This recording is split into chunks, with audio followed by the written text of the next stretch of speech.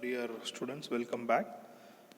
Next topic, we are going to discuss about the light emitting diodes, that is LEDs, and the laser diodes, which is very interesting topic because day-to-day life we are seeing these LEDs in everywhere. We are seeing these LEDs.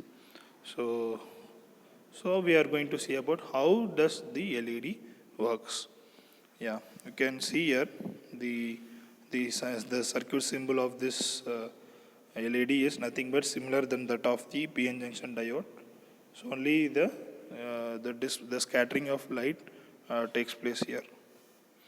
The symbol of LED is similar to the normal PN junction diode, except that they contain arrows pointing away from the diode, indicating that light is being emitted from the diode or by the diode.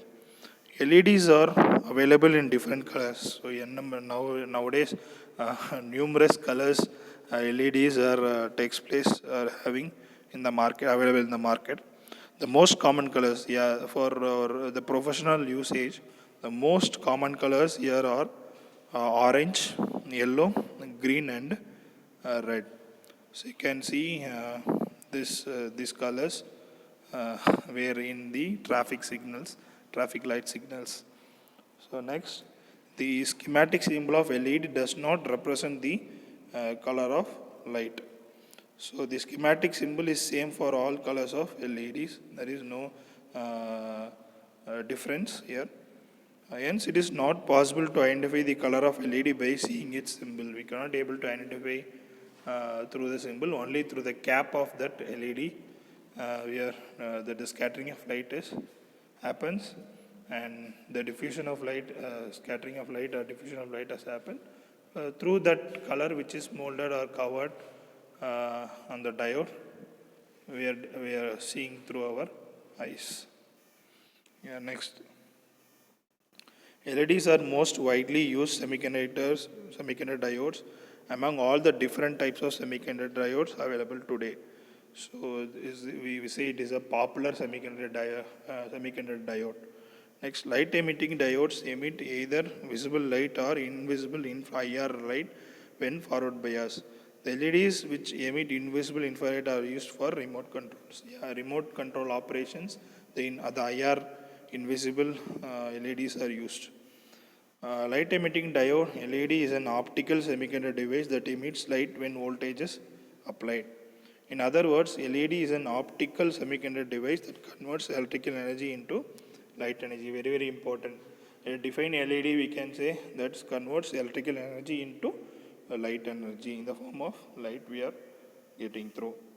So these are the various colors of LEDs for your reference. Next is colors and materials of LED. So we can see some types here. Different materials emit different colors of light.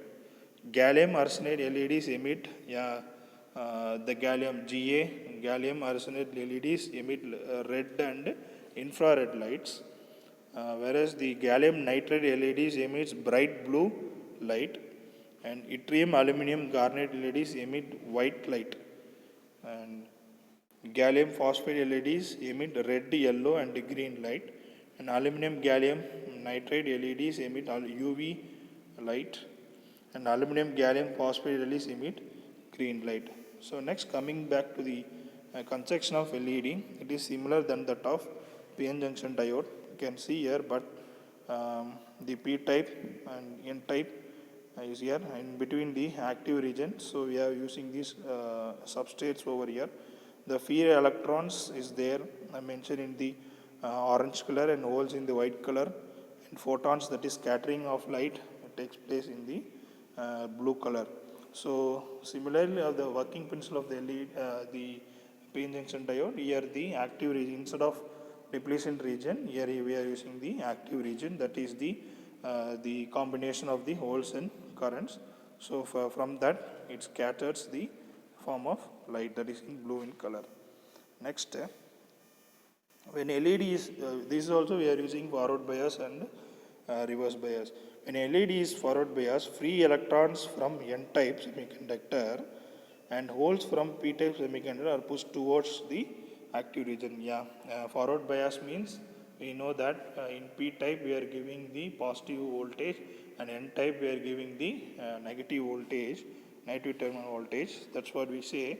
When LED is forward bias, free electrons from n-type semiconductor and holes from p-type semiconductor are pushed towards the active region. So they are it's almost going to near to the active region here.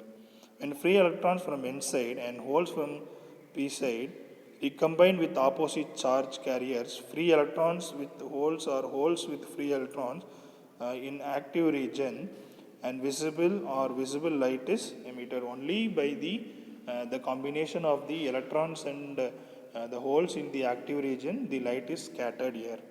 So in LED, most of the charge carriers recombine at active region. Therefore, most of the light is emitted by the active region. So that we say the active region is also called as depletion region. I already mentioned. In case of PN junction diode, we will say that is a depletion region. In case of LED, we say it is a active region.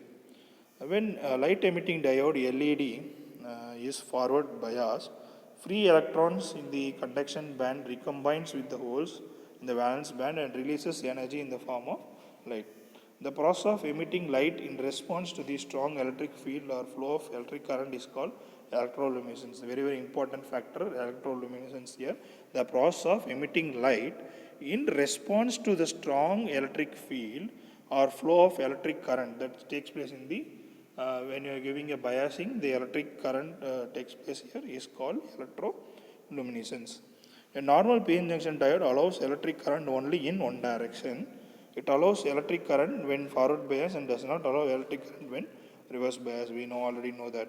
Thus, a normal PN junction diode operates only in forward bias condition. Like the normal PN junction diode, LEDs also operates only in the forward bias. Similar, that's why I already mentioned there is nothing much difference between the LEDs and PN junction diode. Operation wise the same, construction wise also a little change. That was the scattering of lights. That's what mentioned in the LED. To create an LED, the N-type material should be connected to the negative terminal of the battery, and P-type material should be connected to the positive terminal of the battery. In other words, N-type material should be negatively charged and P-type material should be positively charged. This we say it is the working of LED construction with the biasing. You can see here. So the depletion region takes place. That is important here. The free electrons and the holes are being introduced or given through the terminals, and in between the P-type and the N-type, the depletion region occurs. So from the depletion region, that is the active region, the scattered off lights and the emitted light or emitted photons takes place in a higher level. So there will above of this the diodes will be having the covered with some colors along with the chemical substances. That's we say it is gallium arsenide and aluminum phosphide like that. So the different colors has been dispersed. Yeah. Next is P-type. In P-type semiconductor, holes are the majority carriers and free electrons are the minority charge carriers. Thus, holes carry most of the electric current in P-type semiconductor. Whereas in N-type semiconductor, free electrons are the majority charge carriers and holes are the minority charge carriers. Thus, free electrons carry most of the electric current in N-type semiconductor. And next, the depletion region is a region present between the P-type and N-type semiconductor where no mobile charge carriers, that is free electrons and holes are present. This region acts as a barrier to the electric current. It opposes flow of current from electrons from N-type semiconductor and flow of holes from it is the opposing of the other two materials. That's important here, this depletion region. To overcome the barrier of the depletion region, we need to apply voltage which is greater than the barrier potential voltage of depletion layer. If the applied voltage is greater than the barrier potential of depletion, the electric current starts flowing. That's what they mention here. You can see. Next is biasing of LED. Yeah, you can see the flow of current. How does the flow of current takes place in the LED? The safe forward voltage ratings of the LED is normal from that is 1 V that is 1 voltage to 3 voltage, and forward current ratings is 200 milliamperes to 100 milliamperes. This is the normal the safe range of working of the LEDs. If the voltage applied LED is between 1 to 3 V, LED works perfectly. That's what they are mentioning here. That is a safest mode of working. So because the current flow for the applied voltage in this range is the operating range. However, if the voltage applied to the LED is increased to a value greater than of 3 volts, what will happen? The depletion region in the LEDs break down and the electric current suddenly rises. So that's important. The depletion region breakdowns means definitely it will spoil the diodes. So next, this sudden rise in current may destroy the device. To avoid, we need to place a resistor. We know that resistor, excuse, resistor is the limiting the current value here in series with the LED we are using here. The resistor RS must be placed in between voltage source Vs and the LED. The resistor is placed between LED and voltage, which is called current limiting resistor, mentioned as RS. This resistor restricts extra current which may destroy the LED. Thus, current limiting resistance protects LED from damage. The current flowing through the LED is mathematically, you can able to calculate the current value. So already we mentioned the IF, that is IF current, current which is Vs minus of Vd by RS. It is nothing but source voltage minus of diode voltage divided by the current limiting value. That is, we know through the Ohm's law, I is equal to V by R, that is source voltage minus of the diode voltage divided by the current limiting resistor resistor value. That is the limiting current limiting resistor value. Next, yeah, we know that IF is the forward current to calculate source voltage as supply voltage. VD is the diode voltage or in the voltage drop across the LED as mentioned here. Voltage drop is the amount of voltage wasted to overcome the depletion region barrier which leads to electric current flow. The voltage drop of LED is 2 to 3 V, whereas silicon or germanium diode is 0.3 or 0.7 V. Therefore, to operate LED, we need to apply greater voltage than silicon or germanium diodes. So you can see 0.3 for germanium and 0.7 for silicon. That's why we are going for higher range of giving a supply to the LED.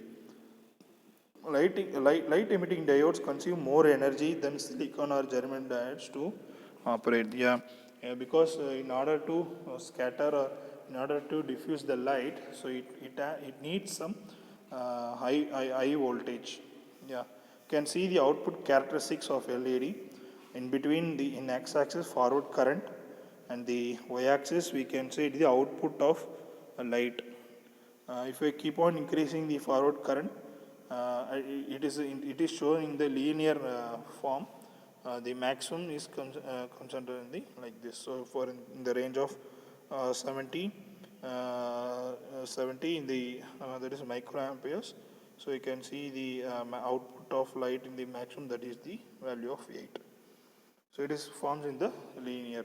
So if you increase the forward current, automatically the output light is increases. The amount of light, the amount of output light emitted by the LED is directly proportional to the amount of forward current flowing through the LED. More the forward current, the greater is the emitted output light. Yeah, that's what they mentioned in the characteristics diagram. Next, we come to the advantages of these LEDs. The brightness of LED emitted by the brightness of light emitted by LEDs depends on the current flowing through the LED. Hence, the brightness of LED can be easily controlled by varying the current. If you want to adjust the brightness of the LED, we can able to adjust by using the varying of current. This makes possible to operate LED displays under different ambient lighting conditions. So that's why you can see in the decorations or some other sort of applications, this LED is glowing and it is glowing very bright and adjustments are takes place here. So light emitting diodes consumes very low energy. That's why LED is when compared to other types, it is a low consumption of energy. Um, Next is LEDs are very cheap and readily available in the market, and LEDs are light in weight, smaller in size. LEDs have a longer lifetime. It's a very important advantage that LEDs can can be usable for a long period of time. LEDs operate very fast. They can be turned on and turn off in a very less time. The time limit mean the reaction is very high. LEDs do not contain toxic materials like mercury, which is used in fluorescence lamp. For example, if suppose the fluorescent lamps its blast or broken, you can see some mercury. That is the chemicals coming out. So this LEDs does not have that sort of chemicals here. So that's why the fluorescent lamps are being replaced with the LED lamps and for the long lifetime also. So LEDs can emit different colors of light. So as per our requirement, which color do you want or you like, you can choose the LEDs. There is some two disadvantages in the LEDs. That is, LEDs need more power to operate than the normal PN junction drive. When compared to the normal PN junction drive, that's what we say 0.3 for germanium and 0.7 V for the silicon. Whereas in the LEDs need minimum 2 to 3 voltage as an external voltage for operating the LEDs. That is the disadvantages. Next, luminescence efficiency of LEDs is very low when compared to the incandescent lamp. The luminous efficiency of this LEDs is very low. Next, applications. The very important applications of these LEDs are you are using in. There are many applications, but I have mentioned here only a few applications for your reference. Burglar alarm systems, calculators, picture phones, and traffic signals. As I already mentioned here, which type of or which color you need, you can choose a particular LED. And digital computers, multimeters, microprocessors, digital watches. So almost the digital watches is completely covered with this of LEDs, and automotive heat lamps, camera flashes, and very important in aviation lighting as well, both in the aircraft industry, as the airplane, as well as in the runway, takeoff runway or land off runway. So these are the applications of LED. So next we will be discussing about the laser diodes. Similar that of LED, the laser diodes also have the various advantages. We are going to see one by one. The laser diode is a semiconductor device similar to light emitting diode. It uses PN junction to emit coherent light in which all the waves are at the same frequency and same phase. Very important point. It uses PN junction also. The laser diodes also uses the PN junction in order to emit coherent light in which all the waves are at the same frequency and same phase. We will be discussing about this point in a picture in the upcoming session. See here, this coherent light is produced by the laser diode using a process term as we can say it is the laser, that is light amplification by stimulated emission of radiation. So, and since the PN junction is used to produce laser light, this device is named as the laser diode. So, before we are going to see about the operation, before we learn more about the working process of a laser diode, let's look at how the laser light is different from other types of lights and its advantages. You can see here I am giving the real-time picture of this laser diodes here. So it can travel for it can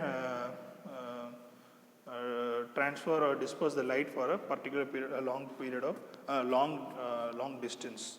So you can see this is what I mentioned. You can see here from this sunlight, the radiation takes place. There is multiple frequency, non-coherent. There is no coherent dispersion here. Next, you can see the incandescent lamps, single frequency. Frequency is single, but there is no non-concurrent. You can see the laser light here, the signal frequency as well as the concurrent in the same plane. So that's why we are for the light traveling for a long distance, we are using the laser diodes. Excuse. Construction of a laser diode. You can see the important parameters which are available in the laser diode, that is metal contact, P-type material, and active and intrinsic region, that is we say it is a N-type material, and N-type material and the metal contact. This is the basic construction of the LED. How we are getting the laser output is through the, here see the P-type material, intrinsic layer, and N-type material. In the intrinsic material only we are getting the output from the output of the laser output. The input terminals are connected to a metal plates which are sandwiched to the N-type and P-type. That's what we saw in this construction. This type of laser diode is also called as homojunction laser diodes. Other name for this laser diode is known as nothing but homojunction laser diodes. The intrinsic region between the P-type and N-type materials used to increase the volume of active regions so that number of holes and electrons can accumulate at the junction. This allows more number of electrons to recombine with holes at any instant of time, resulting in better output power. The laser light is emitted from the elliptical region. This beam from the laser diode can be further focused using an optical lens. This entire that is the pin, we say it is a pin, that is a P-type intrinsic layer as well as N-type. Arrangement is enclosed normally in a metal casing. Fully it will be covered with the metal casing. So here you can similarly like the VI characteristics of LED, we are going to sorry, not VI, that is the PI characteristics here, that is power to the current.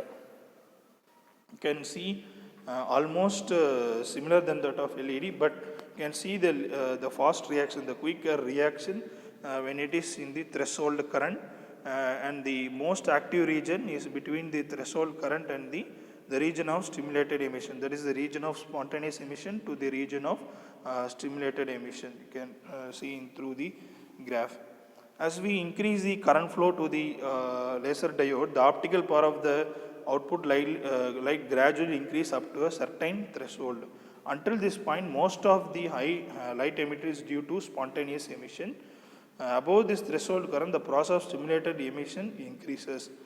This causes the power of output light to increase a lot even for smaller increases in input current. The output optical power also depends on temperature, and it reduces with the decrease in temperature. So most importantly, what we are saying is the laser diodes are very much sensitive to the forward current or the current. Next is applications of laser diodes. You can see it's used in consumer electronics, medical machines, autonomous vehicles. That is the automatic vehicles, we can say, and scientific instruments and industrial applications. We can see one by one. The consumer electronics, almost the CD players, DVD players, laser printers, you can see in the printing sections, and fiber optic communication, barcode readers, etc. Or everything is using the laser diodes. So LEDs and laser diodes are the advanced diodes which are being using in the at present scenario. Next is medical machines. Yeah, it is very, very important. If you're going for an operation, previously, earlier it was taking in a knife or whatever it may be for the tissue related issues and muscle related issues. They have to cut down and then do operation. Now it is not like that. Only just inject the laser and easily the tissues can be removed. The unwanted tissues can be removed and easily in the bones, the joints, and can be easily can do operated. So laser is used in the medical field also. That is very, very important here. You can see here, laser diodes are used in machines used to remove unwanted tissues, eliminating cancer cells, non-invasive cataract surgeries, etc. Autonomous vehicles, you can see laser diode technology used in making LiDAR, that is light detection and ranging systems implemented for autonomous driving. So almost all the automated vehicles are using these laser diodes. And next is scientific instrumentation.